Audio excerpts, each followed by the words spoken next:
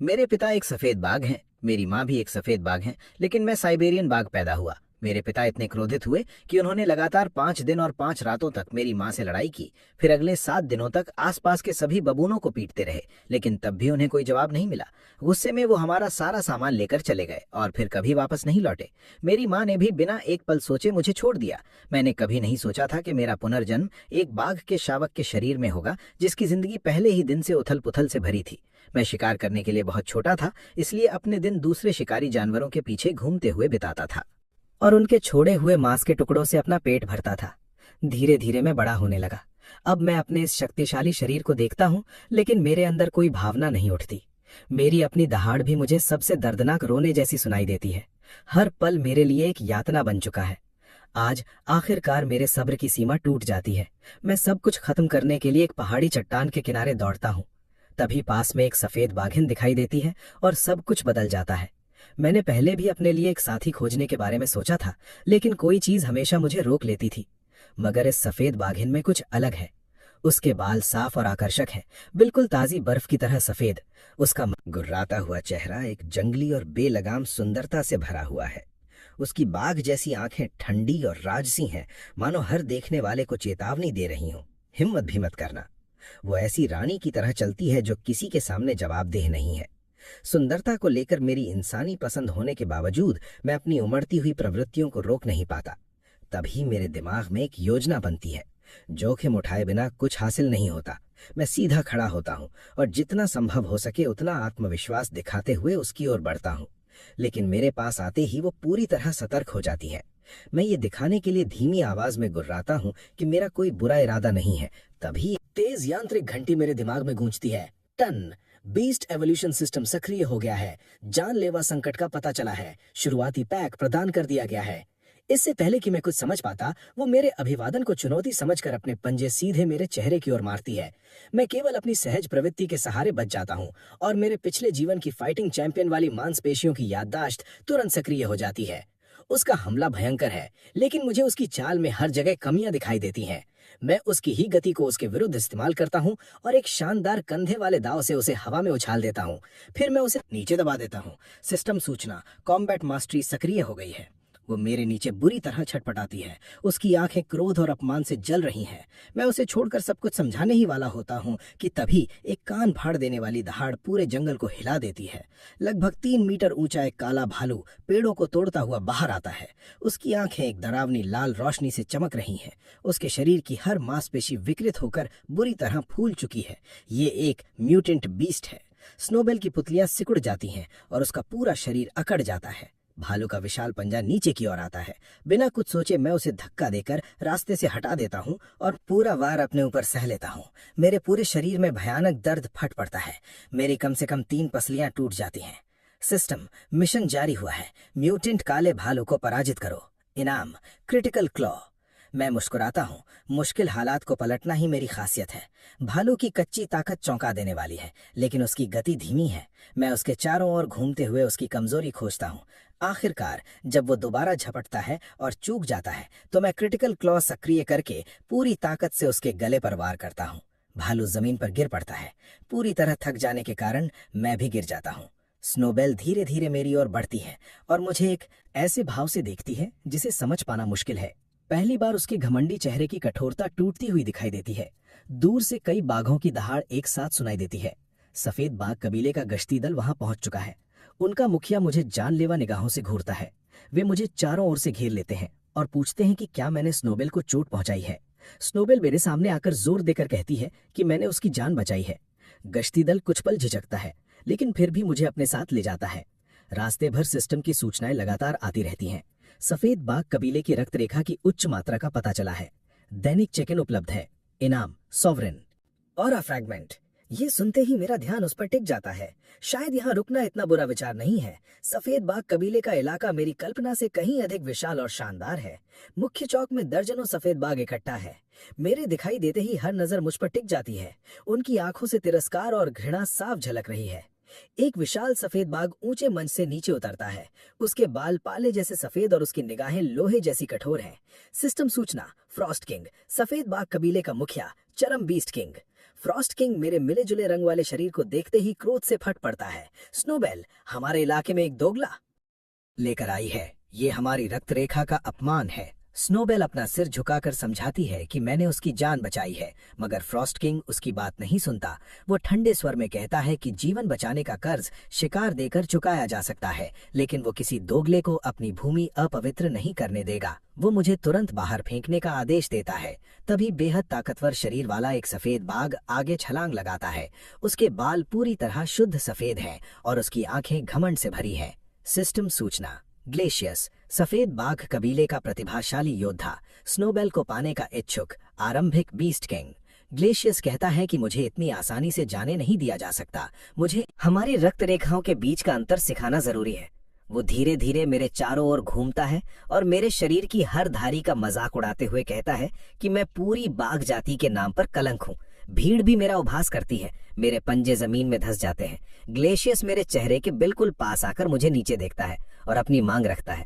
मुझे उसके पैरों के बीच से रेंगकर निकलना होगा, जो किसी भी बाघ के लिए सबसे बड़ा अपमान है। स्नोबेल बीच में आने की कोशिश करती है, लेकिन फ्रॉस्टकिन उसे रोक देता है। मैं अपना सिर उठाकर ग्लेशियस पर आई ऑफ इनसाइट का इस्तेमाल करता हूँ। उसकी हर कमजोरी मेरे सामने खुल जाती है। अपनी मौजूदा ताकत और कॉम्बैट मास्टरी के साथ मुझे जीतने की संभावना 70% लगती है। मेरी मांसपेशियां तन जाती हैं। मैं इस घमंडी मूर्ख को इसकी सही जगह दिखाने के लिए तैयार हूँ। तभी सिस्टम अचानक बीच में बोलता है, छिपा हुआ मिशन सक्रिय हुआ है। शर्म सहन करो, अपमान स्वीकार करो, 3 दिनों तक जीवित रहो और फिर कबीले की परीक्षा में हिस्सा लो। इनाम ब्लड लाइन प्यूरिफिकेशन सिरम। असफल होने पर सिस्टम का स्तर घटा दिया जाएगा। मैं वहीं जम जाता हूँ।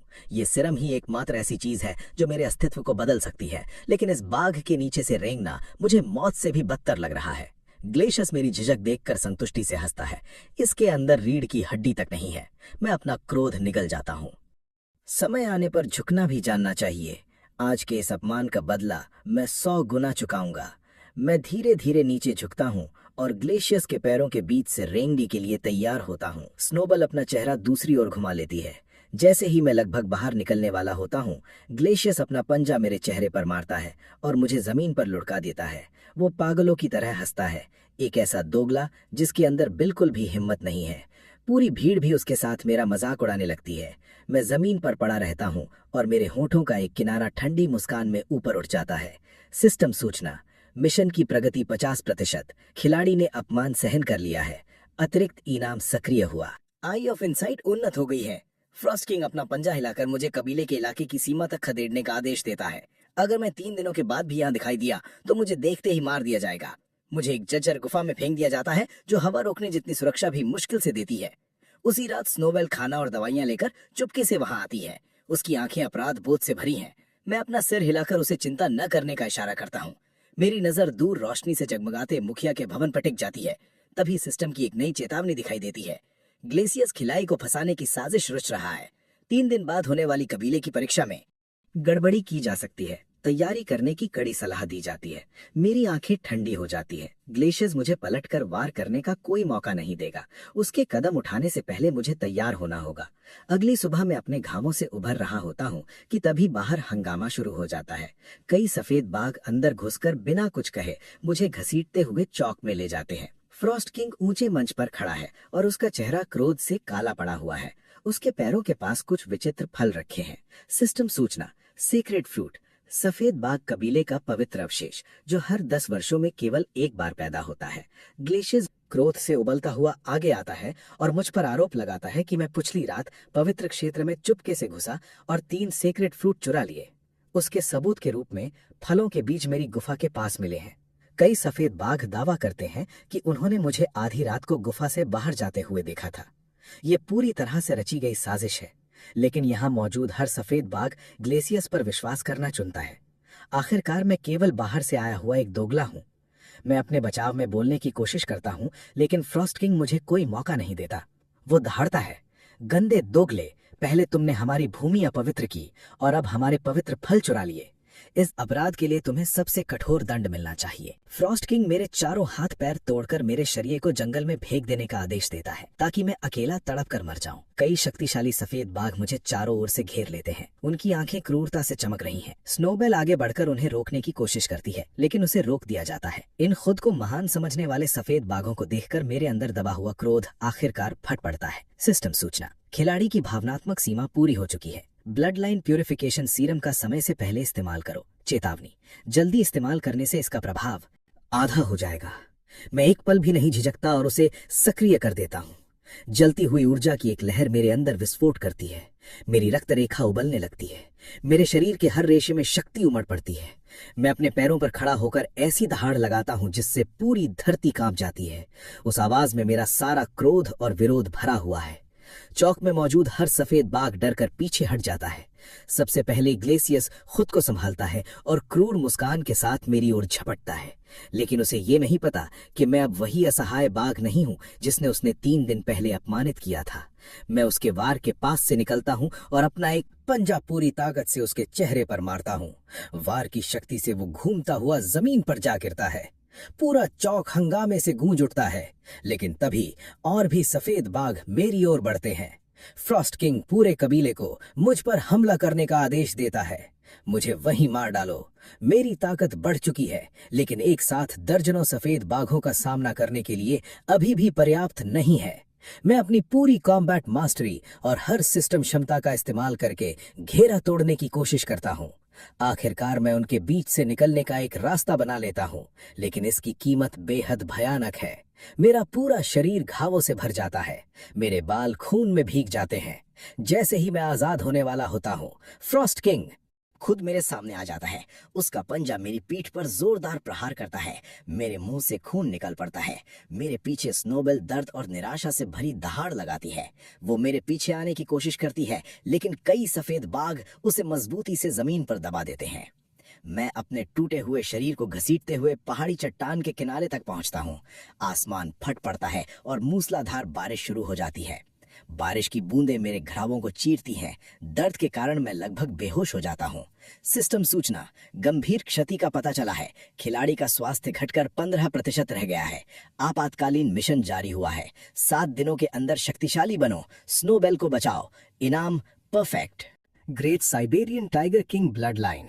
असफल होने पर स्नोबेल मर जाएगी और सिस्टम हमेशा के लिए बंद हो जाएगा। मैं अपने जबड़े भींच लेता हूँ। मेरी आंखों में ठंडे क्रोध की चमक जलने लगती है। मैं कसम खाता हूँ, जब मैं वापस लौटूंगा तब सफेद बाघ का पूरा कबीला कांप उठेगा और मैं तुम्हें अपने साथ वापस ले जाऊंगा।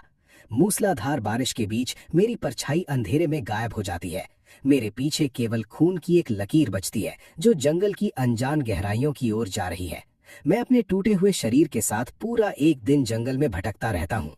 ज्यादा खून बहने के कारण मेरी नजर धुंधली होने लगती है। मेरे बेहोश होने से ठीक पहले सिस्टम का अलार्म बजता है।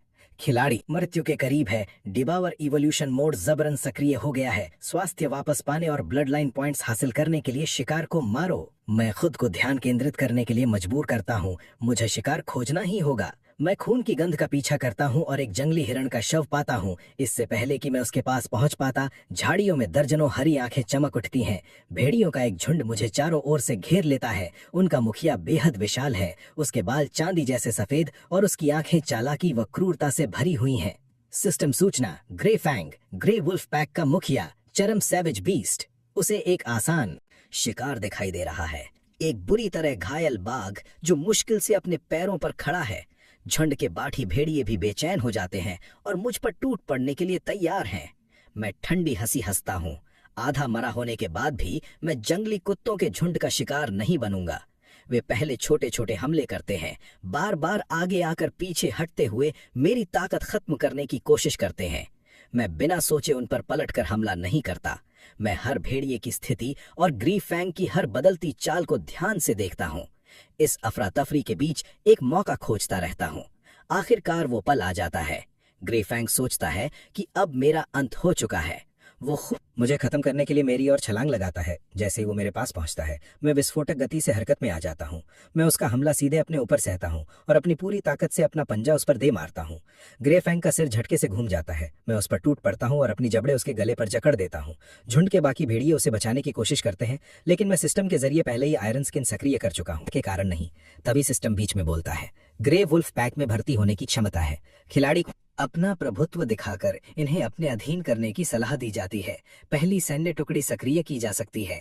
ग्रे फैंग जमीन पर गिरकर हाँफने लगता है। उसकी आंखें डर और भ्रम से पूरी तरह फैल चुकी हैं। मैं कुछ नहीं कहता। मैं हिरण के शव के पास जाकर उसे खाना शुरू कर देता हूँ। सिस्टम सूचना, 50 ब्लड लाइन पॉइंट्स प्राप्त हुए। स्वास्थ्य 10% बहाल हुआ। मेरे घावों का दर्द कम होने लगता है। मैं भेड़ियों के झुंड को देखता हूँ और मेरे दिमाग में एक विचार आता है। मैं अपना पंजा जमीन पर चलाकर ग्रे फैंग के लिए एक सरल आकृति बनाता हूँ। ये शिकार करने की ऐसी संरचना है जिसमें झुंड की संख्या का इस्तेमाल करते हुए शिकार को एक साथ कई दिशाओं से घेरा जाता है। ग्रे फैंग ने पहले कभी ऐसा कुछ नहीं देखा। वो पूरी तरह चकित होकर मेरे सामने समर्पण कर देता है। इसके बाद मैं पास पड़े एक बड़े पत्थर की ओर जाता हूँ। अपनी सारी ताकत एक ही वार में इकट्ठी करके अपना पंजा नीचे मारता हूँ। वो विशाल पत्थर चकनाचूर हो जाता है। उसके टुकड़े चारों दिशाओं में उड़ते हैं। झुंड का हर भेड़िया कांपते हुए जमीन पर झुक जाता है। ग्रे फैंग अपना घमंडी सिर नीचे करता है और अपनी नाक मेरे पंजे से लगा देता है। भेड़िए इसी तरह घुटने टेकते हैं। सिस्टम सूचना, खिलाड़ी को बधाई। ग्रे वुल्फ पैक को सफलतापूर्वक भर्ती कर लिया गया है। उपाधि सक्रिय हुई, बीस्ट लॉर्ड। फैक्शन पैनल अब सक्रिय है। मौजूदा फैक्शन सेलेस्टियल। कोर्ट निर्माणाधीन। सदस्य ग्रे वुल्फ पैक के 15 भेड़िए। मैं इस झुंड को देखता हूं और मेरे सीने में एक प्रचंड भावना उठने लगती है। सफेद बाघ कबीले ने मुझे ये सोचकर बाहर फेंक दिया था कि मैं जंगल में अकेला मर जाऊंगा, लेकिन उन्हें जरा भी अंदाजा नहीं है कि मैं क्या बना रहा हूँ। कुछ ऐसा जिसे इस दुनिया ने पहले कभी नहीं देखा। ये वक्त रेखा के आधार पर नहीं, बल्कि ताकत और रणनीति के आधार पर बनाया जाएगा। ग्रे फैंग मेरे पास आकर खड़ा होता है और गुर्रा कर अपनी वफादारी प्रकट करता है। मैं सिर हिलाता हूँ। 7 दिन। मैं केवल अपने घाव ठीक नहीं करूंगा, बल्कि ऐसी शक्ति बन जाऊंगा जिसे वे रोक नहीं पाएंगे। ये झुंड तो केवल शुरुआत है। तभी सिस्टम एक नई चेतावनी जारी करता है। 30 मील आगे शक्तिशाली ऊर्जा की लहर का पता चला है। चेतावनी, कई शक्तिशाली अस्तित्व उस स्थान की ओर बढ़ रहे हैं। तुरंत आगे बढ़ने की कड़ी सलाह दी जाती है। मेरी आंखें तेज हो जाती हैं। यही मेरा मौका है। मैं पूरे झुंड को लेकर सिस्टम द्वारा दिखाए गए स्थान की ओर पूरी गति से दौड़ पड़ता हूँ। हम जितना पास पहुंचते हैं, ऊर्जा की लहरें उतनी ही शक्तिशाली होती जाती हैं। एक गहरी घाटी में मुझे वो दिखाई देता है। एक प्राचीन पेड़ पर उगा हुआ थंडर स्पिरिट फ्रूट। उसका रंग गहरा बैंगनी नीला है और उसकी सतह पर बिजली की चिंगारियां दौड़ रही हैं।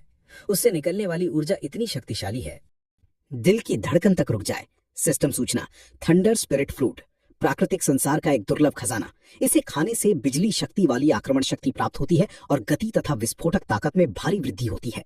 पूरी तरह पकने में 10 मिनट बाकी है। मैं उसकी ओर बढ़ता हूँ, तभी पेड़ों के बीच से एक काली आकृति सांसें रोक देने वाली गति से बाहर निकलती है। वो सिर से पूंछ तक पूरी तरह काला एक तेंदुआ है। उसके शरीर की हर रेखा धारदार ब्लेड जैसी दिखाई देती है। सिस्टम सूचना, शैडो विंड, काले तेंदुओं का मुखिया, आरंभिक बीस्ट किंग। विशेषता, अत्यधिक गति।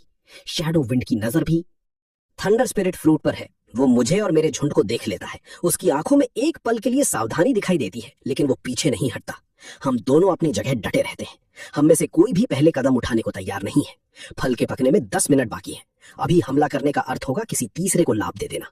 मैं शैडो विंड को ध्यान से देखता हूँ। वो हमला करने के सबसे सही कोण की तलाश में लगातार अपनी जगह बदल रहा है। उसकी गति उसका सबसे शक्तिशाली हथियार है। सीधी रफ्तार की प्रतियोगिता में मैं हार सकता हूँ, लेकिन जब केवल गति पर्याप्त ना हो तब दिमाग का इस्तेमाल किया जाता है। मैं आसपास के इलाके का निरीक्षण करता हूँ। 3 ओर ऊंची चट्टानों की दीवारें हैं और बाहर निकलने का केवल एक रास्ता है। प्राचीन पेड़ के आसपास कई जगह की जमीन नर्म और ढीली है, जो प्राकृतिक जाल का काम कर सकती है। मैं ग्रे फैंग की ओर देखता हूँ और उसे बिना बोले संकेत देता हूँ। वो तुरंत उसे समझ जाता है। पूरा झुंड बिना कोई आवाज किए फैल जाता है और घाटी के हर महत्वपूर्ण स्थान को बंद कर देता है। शैडो विंड ये देख लेता है, लेकिन उसे कोई चिंता नहीं होती। उसकी गति के सामने ये भेड़िए उसे छू भी नहीं सकते। एक एक करके पल बीतने लगते हैं। थंडर स्पिरिट फ्रूट लगातार अधिक चमकने लगता है, मानो रोशनी से फटने वाला हो। जैसे ही वो लगभग पक जाता है, शैडो विंड हरकत करता है।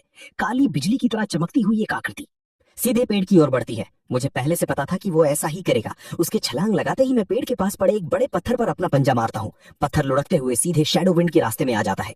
उसे मजबूर होकर अपनी दिशा बदलनी पड़ती है और वो नरम जमीन पर उतरता है। उसके पंजे कीचड़ में धंस जाते हैं और उसकी गति लगभग समाप्त हो जाती है। मैं उसके पास पहुंचकर उससे आमने सामने की लड़ाई शुरू कर देता हूँ। वो चाहे कितना भी तेज क्यों ना हो, ये कीचड़ उसके फर लाभ को मिटा देता है। मैं कॉम्बैट मास्टरी का इस्तेमाल करके उसे लगातार छोटे घेरे में धकेलता जाता हूँ, यहाँ तक कि वो पूरी तरह बचाव करने पर मजबूर हो जाता है। जब हम दोनों लड़ रहे होते हैं तभी थंडर स्पिरिट फ्रूट पूरी तरह पककर शाखा से नीचे गिरता है। ग्रेफैंग मेरी योजना के अनुसार तुरंत आगे बढ़ता है, फल को अपने मुंह में दबाता है और सुरक्षित जगह पर पीछे हट जाता है। शैडोविंड फल को अपने सामने गायब होते देखता है और उसकी आंखों में निराशा दिखाई देने लगती है।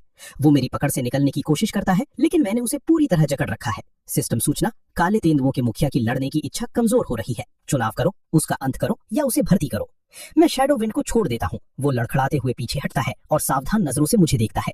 मैं उसका पीछा नहीं करता। मैं ग्रेफैंग के पास जाता हूँ और उससे फल मेरे पास लाने को कहता हूँ। शैडोविंड सोचता है कि मैं उसके सामने ही पूरा फल खा जाऊंगा। उसकी आंखें अपमान और क्रोध से जल रही हैं। तभी मैं कुछ ऐसा करता हूँ जिसे देखकर वो पूरी तरह स्तब्ध रह जाता है। मैं अपने पंजे से थंडर स्पिरिट फ्रूट को बराबर 2 हिस्सों में काटता हूँ और एक हिस्सा शैडोविंड की ओर बढ़ा देता हूँ। उसे अपनी आंखों पर विश्वास नहीं होता। आज तक किसी भी जानवर ने उसके साथ इस तरह अपना पुरस्कार साझा नहीं किया था। मैं शांत और स्थिर निगाहों से उसकी आंखों में देखता रहता हूँ और अपने काम को ही सब कुछ समझाने देता हूँ। मैं यहाँ केवल एक छोटी जीत हासिल करने नहीं आया हूँ, मैं कुछ ऐसा बनाने आया हूँ जो लंबे समय तक कायम रहे। शैडोविंड कुछ पल झिझकता है, फिर अपना सिर झुकाकर अपने हिस्से को निगल जाता है। वो मेरी ओर बढ़ता है और अपना सिर मेरे पंजे से लगा देता है। वो इसी तरह मेरे सामने घुटने टेकता है। सिस्टम सूचना, खिलाड़ी को बधाई, काले तेंदुओं के मुखिया शैडोविंड को सफलतापूर्वक भर्ती कर लिया गया है।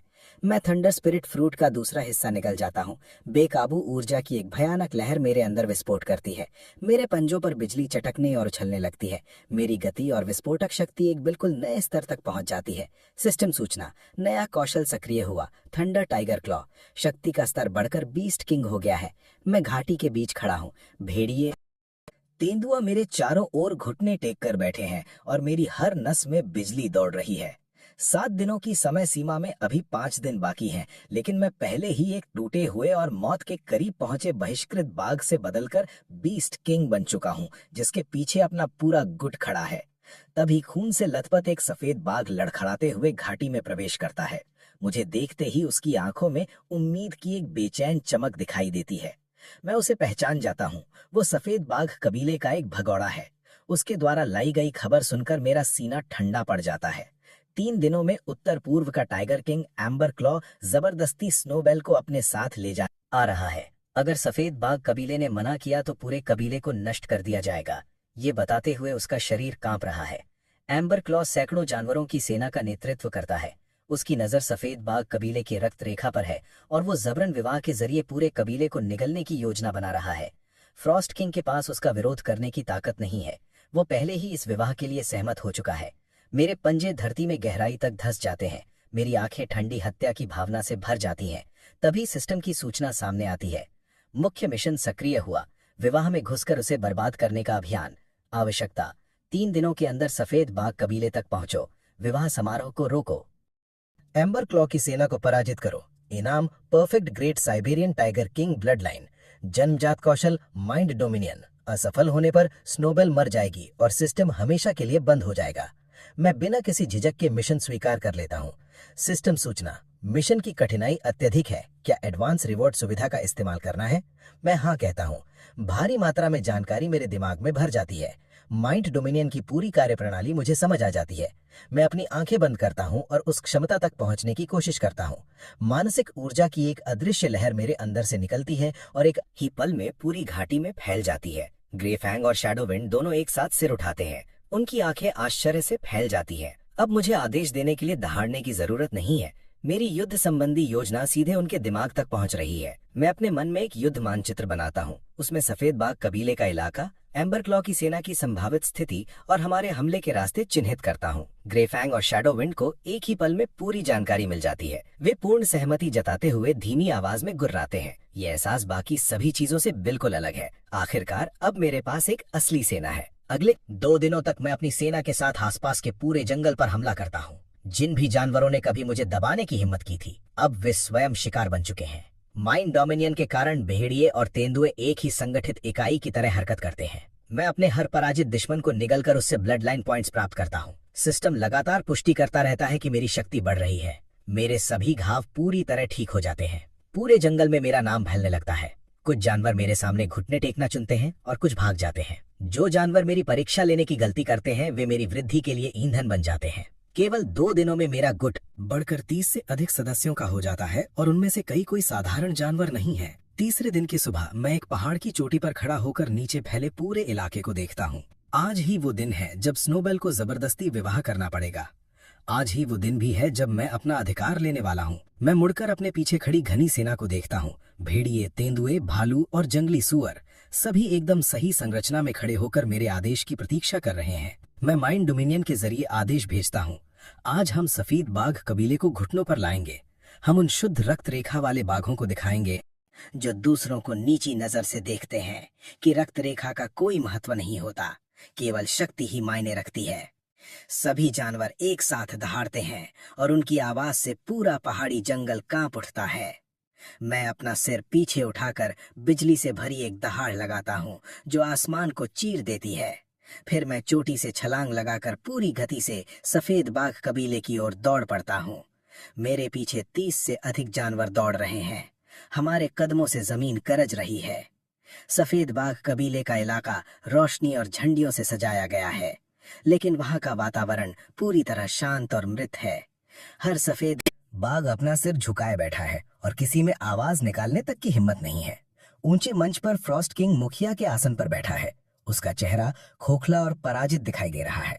उसके अधिकार का हर अंश उससे छीन लिया गया है।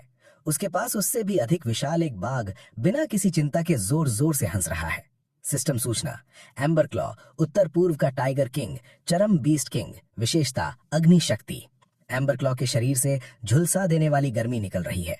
उसके बाल गहरे जलते हुए लाल रंग के हैं और उसकी आंखों में आग झिलमिला रही है। वो अपने साथ 100 से अधिक जानवर लाया है जिन्होंने सफेद बाघ कबीले को हर दिशा से घेर रखा है। ये कोई विवाह नहीं है, ये सत्ता हथियाने और खुली ताकत दिखाने का प्रयास है। स्नोबेल को धक्का देकर मंच पर लाया जाता है। उसकी आंखें पूरी तरह खाली और भावहीन हैं। कभी उसके अंदर मौजूद उग्र गर्व अब गायब हो चुका है। उसके अंदर निराशा के अलावा कुछ भी नहीं बचा। जैसे ही विवाह समारोह शुरू होने वाला होता है, स्नोबेल अपने पहरेदारों की पकड़ से निकलकर मंच के किनारे की ओर दौड़ती है। वो आत्मसमर्पण करने के बजाय मरना पसंद करेगी, लेकिन एम्बर क्लॉ इसके लिए पहले से तैयार है। उसका पंजा तेजी से आगे आता है और स्नोबेल जमीन पर जा गिरती है। एम्बर क्लॉ गुर्राता हुआ उसके पास जाता है। वो अपना एक पंजा उसके ठुड्डी के नीचे लगाकर उसे ऊपर उठाता है और गुर्राते हुए कहता है, सफेद बाघ कबीले की राजकुमारी में कुछ भी खास नहीं है। आज के बाद वो मेरी होगी। फ्रॉस्ट किंग बीच में आने की कोशिश करता है, लेकिन एम्बर क्लॉ के सैनिक उसे मजबूती से जमीन पर दबा देते हैं। ठीक उसी पल दूर से बिजली से भरी एक बाघ की दहाड़ सुनाई देती है। वो किसी गड़गड़ाहट की तरह टकराती है और पूरी घाटी को हिला देती है। हर जानवर सहज रूप से अपना सिर उठाकर आवाज की दिशा में देखने लगता है। पेड़ों के बीच का हिस्सा अचानक अंधेरा पड़ जाता है। दर्जनों जानवर हर दिशा से बाहर निकलने लगते हैं। सबसे आगे एक शक्तिशाली शरीर वाला साइबेरियन बाघ दौड़ रहा है, जिसके बाल कई रंगों का मिश्रण है, लेकिन उसके शरीर से ऐसा दबाव निकल रहा है जो हर किसी की दिल की धड़कन रोक देता है। उसके पंजों पर बैंगनी नीली बिजली चटक रही है। उसके हर कदम के बाद जमीन जलकर काली हो जाती है। आखिरकार मैं वहां पहुंच चुका हूं। मंच पर हो रही घटना को देखते ही मेरी आंखों में मौजूद हत्या की भावना ठोस रूप ले लेती है। मैं हवा में छलांग लगाकर मंच पर उतरता हूं और अपने रास्ते में आने वाले हर जानवर को पंजे के एक वार से उड़ा देता हूं। एम्बर क्लॉ की सेना को यह समझने तक का मौका नहीं मिलता कि क्या हो रहा है। उससे पहले ही मेरी भेड़ियों और तेंदुओं की सेना उन पर टूट पड़ती है और उन्हें जमीन पर दबा देती है। मैं स्नोबेल के सामने उतरता हूँ। वो सिर उठाकर मुझे देखती है और उसकी आंखों से आंसू बहने लगते हैं। मैं धीरे से अपने पंजे द्वारा उसके चेहरे पर लगा खून साफ करता हूँ। इसके बाद मैं एम्बर क्लॉ और इस इलाके में मौजूद हर सफेद बाघ की ओर मुड़ता हूँ। मेरे होठों के एक किनारे पर धीरे धीरे एक खतरनाक मुस्कान दिखाई देती है और मैं वही बात कहता हूँ जिसके लिए यहाँ आया था। आज जिसने भी उसे छुआ, मैं उसे नष्ट कर दूंगा। फ्रॉस्ट किंग मुझे घूरता रहता है। उसकी आंखों में सदमा, डर और गहरा पछतावा एक साथ दिखाई दे रहा है। हर सफेद बाघ कांपने लगता है। उन्होंने मुझे जो अपमान दिया था वो अब लौट कर उनके सामने आ चुका है। एम्बर क्लॉ अपने आश्चर्य से बाहर आता है, क्रोध में दहाड़ता है और उसका पूरा शरीर आग से जलने लगता है। मैं बिना डरे उसकी निगाहों का सामना करता हूँ। उसकी आग का जवाब देते हुए मेरे पंजों पर बिजली उमड़ने लगती है। दो विशाल शक्तियां हवा में एक दूसरे से टकराती हैं। उनके दबाव से सफेद बाघ कबीले का पूरा इलाका कांपने लगता है। एम्बर क्लॉ के हमला करने से पहले ही ग्लेशियस आगे कूदता है। उसकी आवाज कांप रही है, लेकिन वो खुद को शांत दिखाने की कोशिश करते हुए मेरा मजाक उड़ाता है। वो कहता है कि जंगली कुत्तों का झुंड लेकर वापस आने से मेरी असलियत नहीं बदल जाएगी। मैं मुड़कर ग्लेशियस को देखता हूँ। मेरी आंखें मौत की सजा जितनी ठंडी है।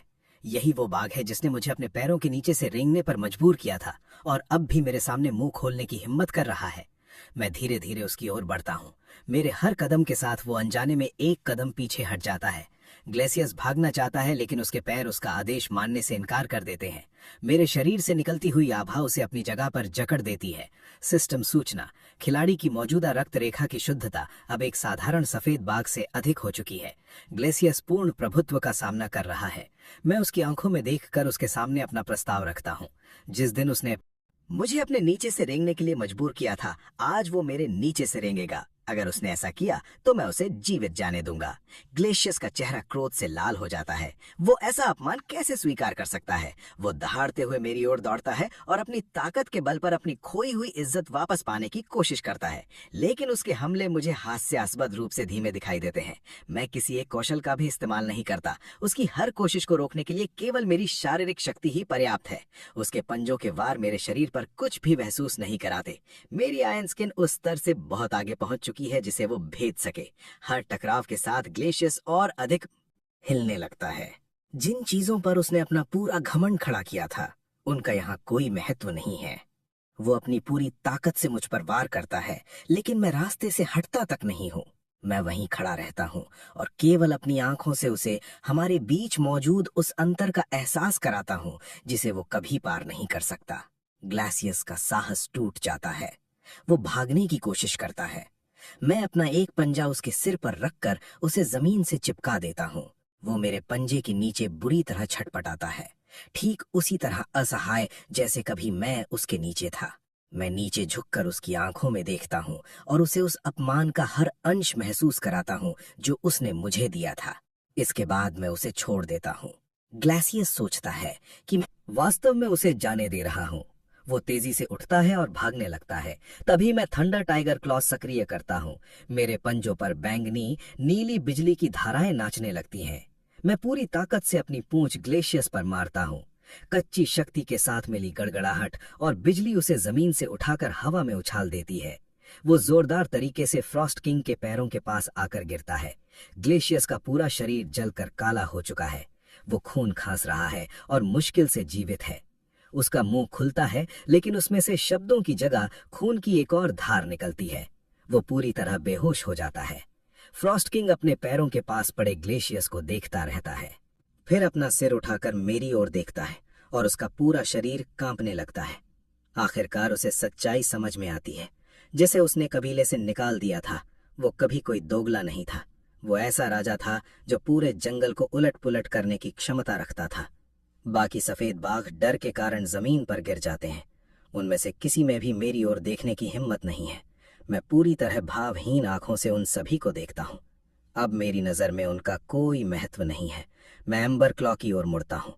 उसकी आंखों में एक पल के लिए चिंता दिखाई देती है। उसमें इसकी उम्मीद नहीं की थी। ग्लेशियस जैसा आरंभिक बीस्ट किंग केवल कुछ ही पलों में पराजित हो गया, लेकिन वो तुरंत खुद को संभाल लेता है। आखिरकार वो एक चरम बीस्ट किंग है और उसके पास अग्नि शक्ति भी है। एम्बर क्लॉ ठंडी हंसी हंसता है। तुम्हारे पास कुछ चारें जरूर हैं, लेकिन स्नोबेल को मुझसे बचाना अब भी तुम्हारी क्षमता से बहुत बाहर है। उसके पूरे शरीर की आग एक साथ विस्फोट करती है।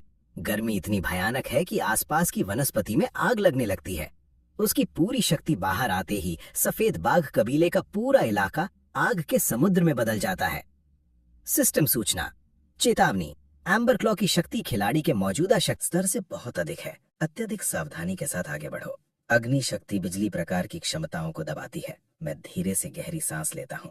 मेरे पंजों पर बिजली उग्र और बेचैन रूप से चटक रही है। ये एक बेहद क्रूर लड़ाई होने वाली है। लेकिन मेरे पास पीछे हटने का कोई रास्ता नहीं है। एम्बर क्लॉ पागलों की तरह हंसता हुआ मेरी ओर दौड़ता है। उसकी आग घूमते हुए एक जलते हुए ड्रैगन का रूप लेती है जो सीधे मेरे चेहरे की ओर बढ़ रहा है। मैं उसका सामना करने के लिए थंडर टाइगर क्लॉ आगे बढ़ाता हूँ।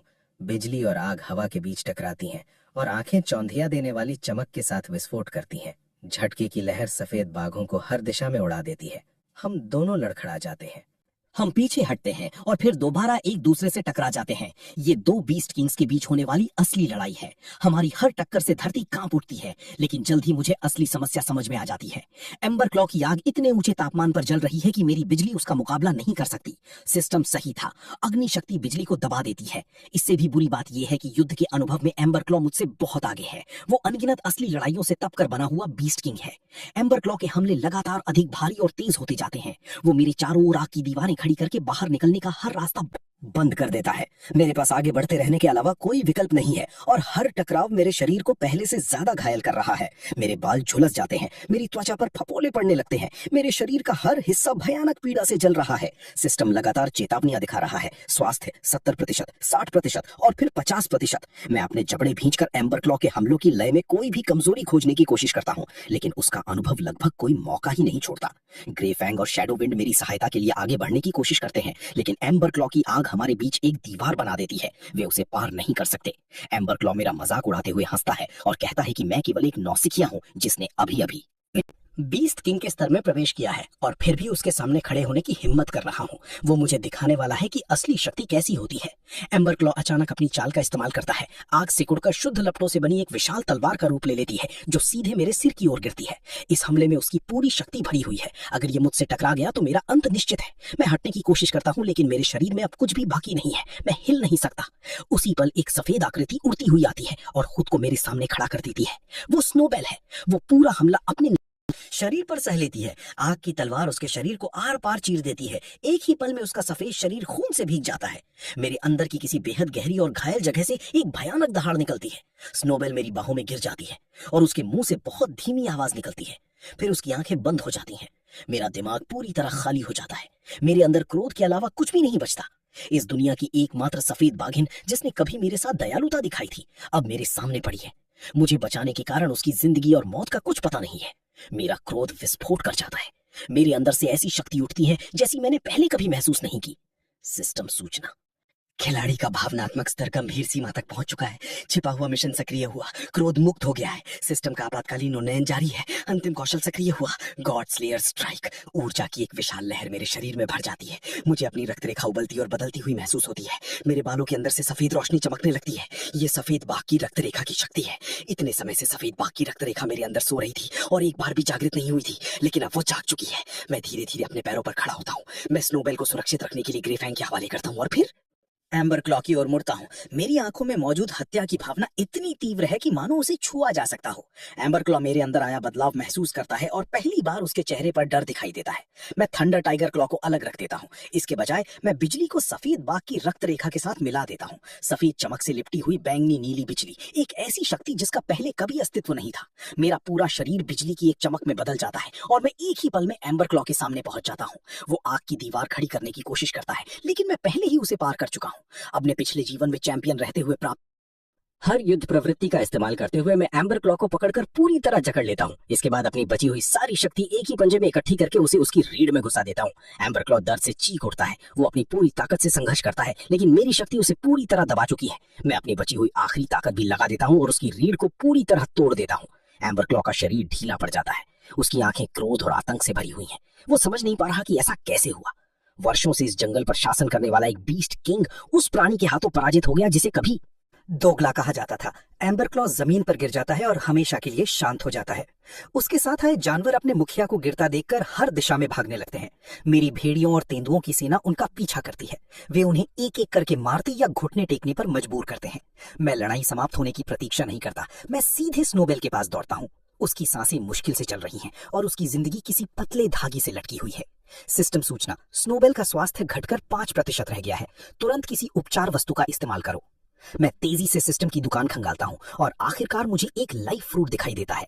मैं बिना जीजक उसे प्राप्त करके स्नोबेल को खिला देता हूँ। उसके पीले पड़े चेहरे को देखकर मेरा सीना कस जाता है। लाइफ फ्रूट तुरंत असर दिखाता है। स्नोबेल की सांसें स्थिर होने लगती हैं। सिस्टम सूचना, अब उसकी हालत गंभीर नहीं है। पूरी तरह ठीक होने के लिए उसे केवल आराम की जरूरत है। मैं आखिरकार राहत की लंबी सांस लेता हूँ और उसे सावधानी से उठाकर सुरक्षित स्थान पर ले जाता हूँ। अब तक युद्ध के परिणाम पर कोई संदेह नहीं बचा है। एम्बर क्लॉ की बची हुई सेना मेरी भेड़ियों और तेंदुओं की सेना से बचकर हर दिशा में भाग रही है। जो भी जानवर कभी एम्बर क्लॉ झंडे के नीचे घमंड से घूमते थे, अब केवल जीवित बचना चाहते हैं। मैं माइंड डोमिनियन के जरिए अपनी सेना का मार्गदर्शन करता हूँ।